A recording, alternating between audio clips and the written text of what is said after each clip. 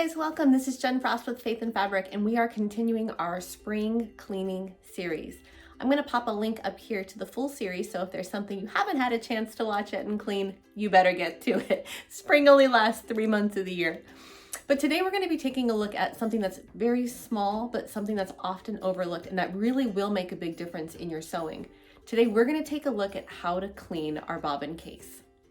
Now, this video is going to show you how to clean a bobbin case overall. There are going to be some nuances based on the type of machine you have. So I'm using a Janome M7. This is their Continental model. And because of that, there's going to be some differences, like if you're sewing on a Brother or you're sewing on a Viking. Every machine is going to be different. And even if you're sewing on a Janome, your machine might be slightly different than mine as well. So we're going to be taking a look at some of the similarities. And obviously there'll be a couple differences just in what your bobbin case might look like. But these techniques are going to work for you regardless of what type of machine you have. Ready to go? Let's get started. Before we even get started, the first thing we want to talk about is safety, your safety. You don't want to open your bobbin case and end up having your needle come down and go through your finger. That is not a fun experience. I have been there. It is not something I want to repeat.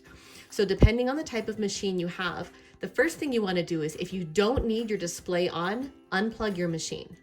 On mine, I do need my machine turned on. So we're going to go ahead and we're going to remove our faceplate. Again, if you have the ability to turn your machine off, unplug it, and then remove your faceplate. Now on mine, it's slightly different. You'll see the first thing you're going to do is I'm going to lock my machine. Your machine may have a lock feature. If it does, go ahead and enable that. You see, when I lock mine, it says remove the faceplate. And like magic, my faceplate pops up. So we can now slide that faceplate out of the way. You'll see, obviously my machine is now locked, letting me know it's not secure, which is great. If your machine has been turned off and the power cord removed, you don't have anything to worry about. Your needle won't come down either. So let's take a closer look now at the bobbin case itself. So once your faceplate is removed, your bobbin area is going to look probably a little bit different, a little bit similar to mine. So I've got my needle, it's raised in its highest position. You see, I can easily slide my finger under here, and I've got pretty big fingers, and that slides underneath no problem, giving me a lot of access to this area. So the first thing we're gonna do, obviously, is remove that bobbin, and with it, the bobbin case. Now mine popped right out because it was still attached. And you'll see if I hold this in the light, there's a lot of just loose dust built up on this. So your sewing machine probably came with a little brush like this.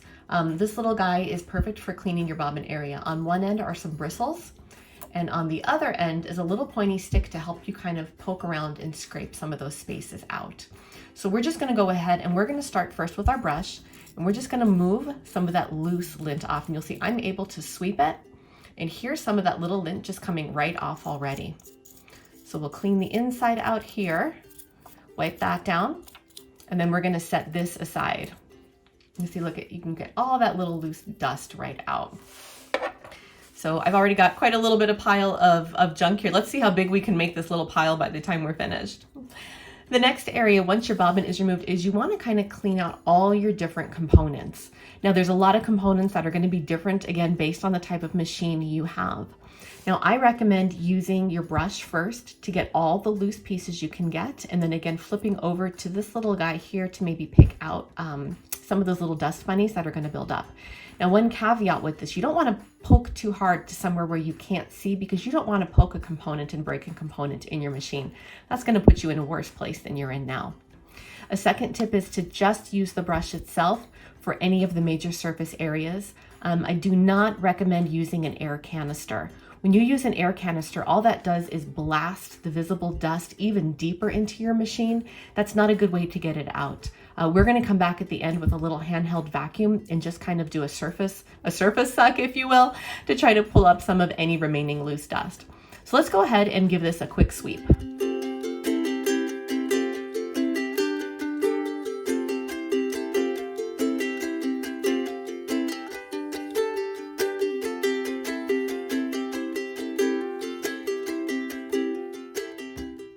Yuck!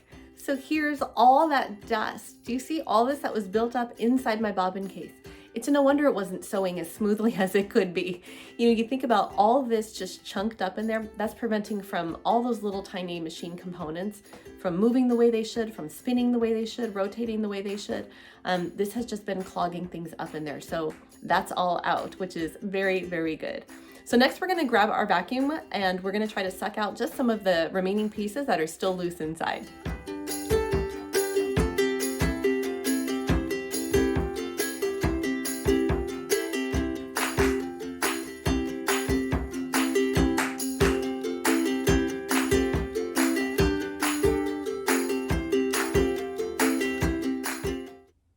And there you go, a super clean bobbin case.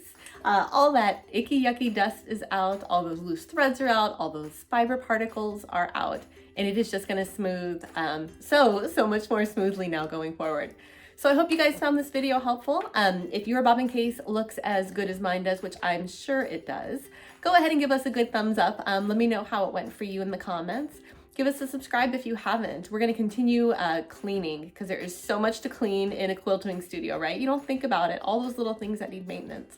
So we will be back with you in a week with our next spring cleaning video. Take care, we'll see you soon. Bye.